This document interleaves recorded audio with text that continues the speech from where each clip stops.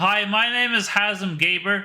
Today we're going to look at Excel formatting. We're going to continue with Excel formatting. So we've looked at numbers, we've looked at currency, and now we're going to copy this and going to paste it into a next field. And now we're going to look at accounting formats.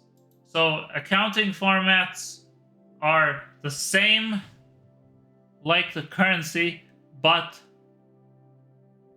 all of the currency symbols and the decimal places line up. That's the only difference. So in this case, all of our dollar signs show up nice and neat here, and all of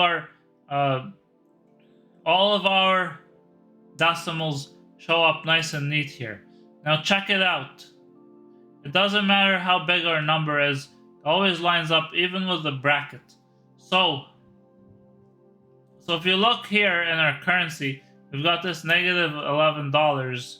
And if I change this format to a bracket, now you can see 11, 20 cents, and $11, the decimal doesn't line up. Whereas in this situation, $11.20 and the negative $11 line up neatly.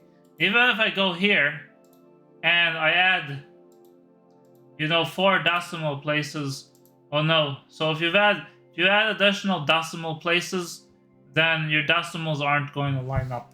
So that's the only difference. If you have any questions, please post a comment and we'll answer it in the next video.